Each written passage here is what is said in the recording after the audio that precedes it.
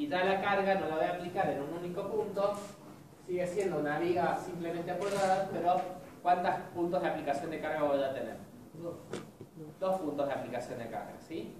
Entonces, la gran diferencia es que voy a tener, justamente si yo hago el diagrama de fuerzas, ¿sí? El diagrama de fuerzas de corte, voy a obtener una zona de corte nulo. Entonces tendría un diagrama de flexión, de momento flector, mucho más exacto, ¿está bien? En una zona donde tengo constante flector y no hay influencia del corte, ¿sí? Bueno, esto es muy fácil de calcular, ya saben hacerlo. En la zona, la idea de estas máquinas de ensayo es que en el tercio central, ¿sí?, no tenga justamente corte. Guarda porque cuando yo determine este tipo de cosas, si yo voy a... Acuérdense lo que les dije cuando empezamos. Todo lo terminamos a tensión y corte, ¿sí? Esfuerzos normales y a esfuerzos tangenciales. Si yo quisiera calcular realmente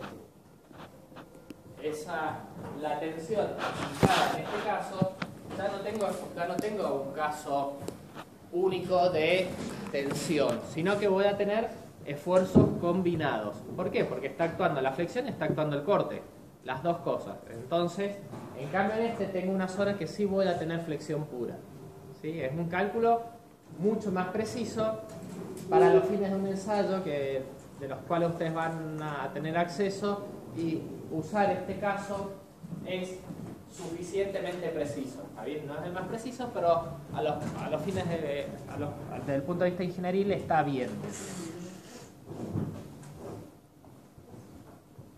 Bueno, esto ya lo hablamos un poco, dijimos que debido a la flexión vamos a tener fibras sometidas a tracción y fibras sometidas a compresión. En la zona, si tenemos momento flector positivo, el eje neutro normalmente se va a trasladar, esto ya me adelanto, se va a trasladar a la zona más resistente cuando el material sea heterogéneo.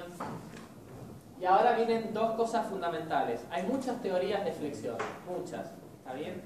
Nosotros usamos la más simple, que es la y que anda muy bien, solo válida para el caso elástico, donde debajo del límite de proporcionalidad, por supuesto.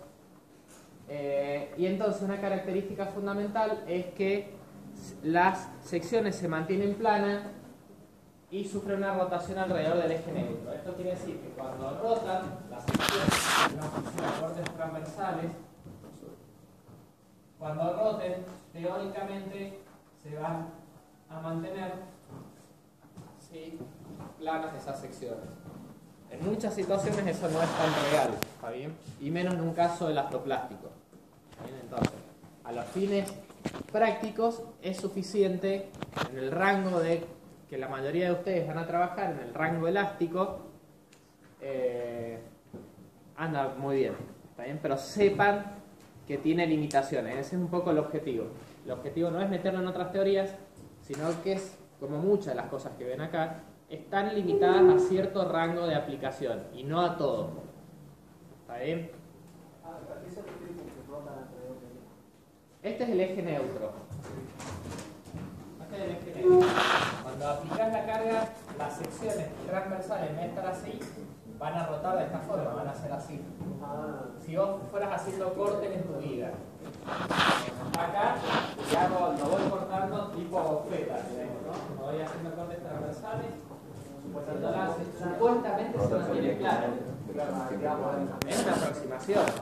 Y vuelvo a decir, anda muy bien en el caso elástico, anda muy bien. Pero cuando uno se sale un poquito del caso elástico lineal, se empiezan a ver las diferencias, ¿está bien?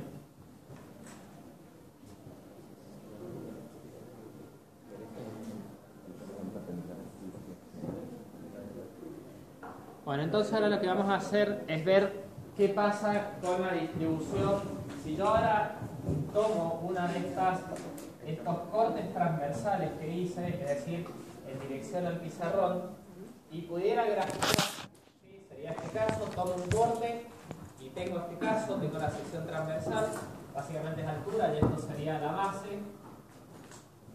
Nosotros estamos en este caso considerando como ejemplo, pero una distribución, una sección rectangular, vamos a ver en qué influye, no demás lo mismo. Vamos a tener que la distribución de tensiones en esa sección a lo largo de este corte que sea, dijimos que tenemos tracción y dijimos que teníamos compresión, ¿está bien?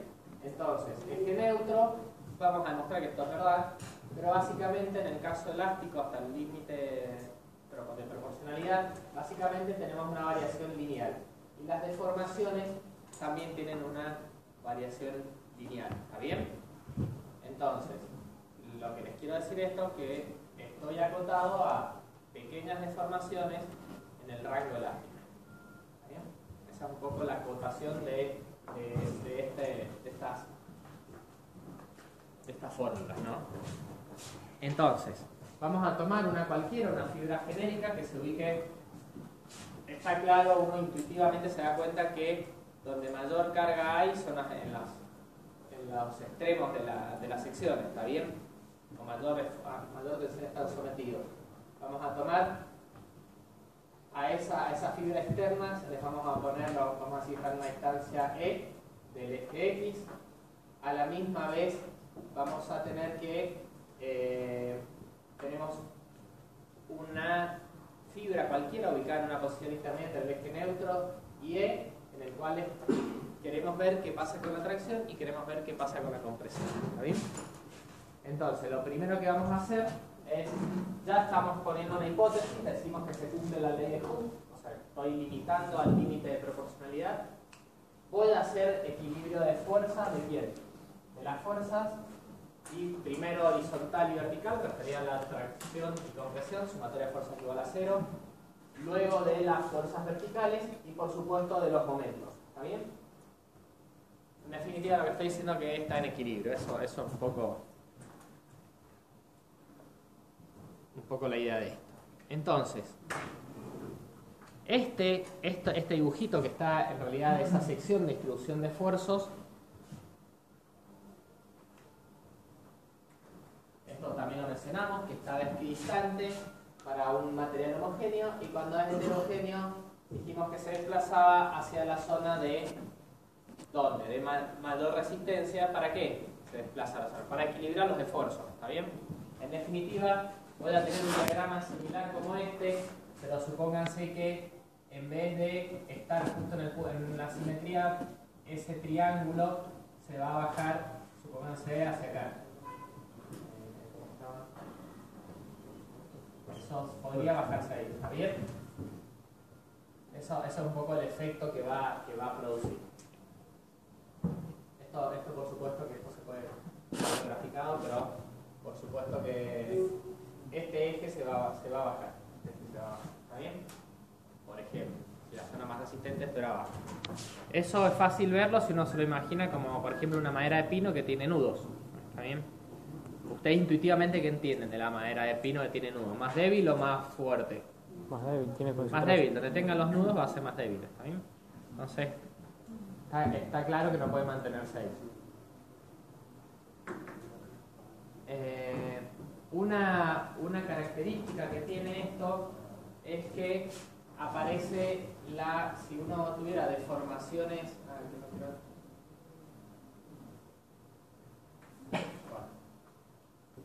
Un poco este sería el comportamiento elástico lineal. Acá es cuando aparece plasticidad. Y quiero hacer una aclaración sobre esto. Fíjense que se produce una curvatura, ya el diagrama no es lineal. ¿Está bien? Eso es debido al comportamiento plástico del material. Si ustedes lo relacionan con una curva tensión-deformación, por ejemplo de tracción, ¿qué pasaba? Ustedes tenían básicamente este comportamiento si no tenían un punto de fluencia marcado, ¿no? Ahora, ¿qué pasa con la relación entre tensiones y deformaciones? Deja de ser lineal, es decir, aparece un comportamiento no lineal de material, aparece plasticidad. ¿Está bien? Ya no, esto es solo a los fines aclaratorios, nosotros queremos en el final, pero piensen que todas las deformaciones dejan de ser algo como esto, que es una constante, y pasan a ser algo como una constante distinta elevado sería algo así, ¿está bien? Por eso a los fines aclaratorios. Lo que quiero aclarar con eso es que la relación entre tensiones y deformaciones deja de ser lineal. ¿Está bien? Es esa la aclaración. Y está acotado a pequeñas deformaciones. Si nosotros nos pusiéramos a ver ecuaciones, no tiene sentido para este caso. Si nos pusiéramos a ver ecuaciones, vamos a ver que cuando las deformaciones son pequeñas, básicamente son lineales. Y cuando las deformaciones son grandes, las deformaciones se transforman en no lineales. ¿Qué ejemplo de no lineal podría dar? Y por ejemplo, un caucho sometido a flexión. Ahí tendría grandes deformaciones elásticas. No me estoy metiendo en plasticidad, pero deja de ser lineal. ¿Está bien? Entonces, lo importante es saber eso que estoy acotando.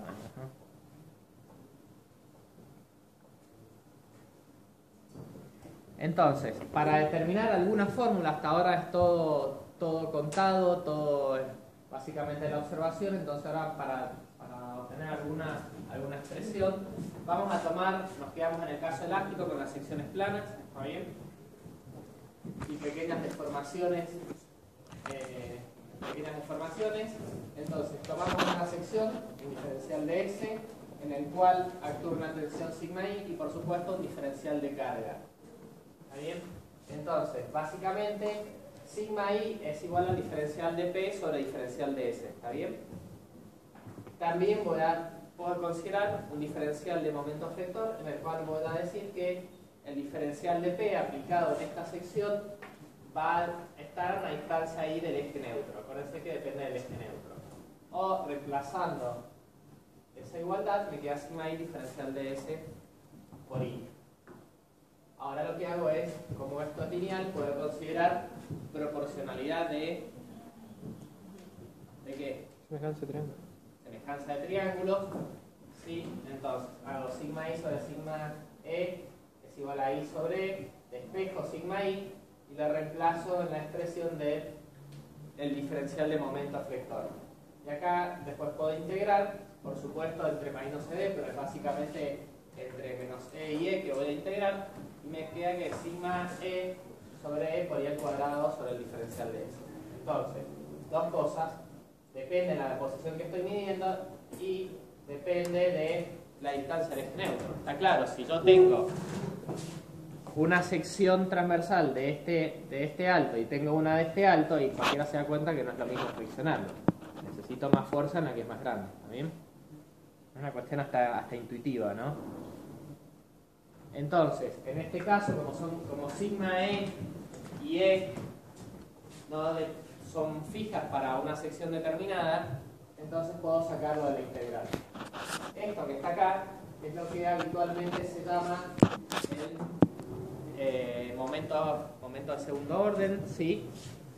Momento estático de segundo orden. Eso lo han visto en análisis, ¿sí? Cuando trabajaban con superficie, por ejemplo, en este caso es de superficie, sino que por ahí no sé si le han dado uso, ¿está bien? Bueno, un uso es ese, es calcular, esto tiene una interpretación física, entonces ya se los doy, entonces queda expresado en función de el momento de inercia, ¿está bien?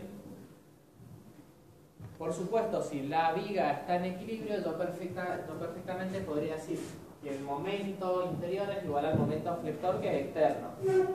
Entonces, uso esta misma expresión para hablar del momento flector externo, con lo cual voy a poder usar ese diagramita que usé, que es el diagrama de momento flector, y utilizando la misma expresión llego a que en la fibra externa es igual a la distancia por momento flector sobre el momento de inercia.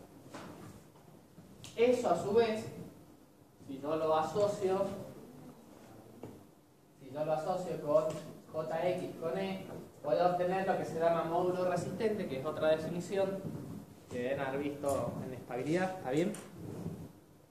Lo que sería el módulo resistente, y ese módulo resistente es también lo que se llama primer momento estático, ¿está bien?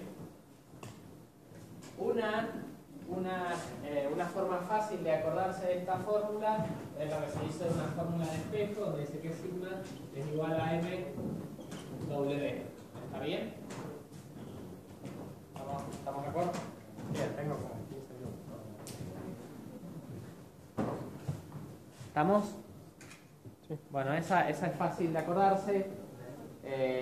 Un poco la acotación, acuérdense, manténganlo siempre, digamos, ténganlo siempre en cuenta, es que estoy siempre en el rango lineal, ¿está bien?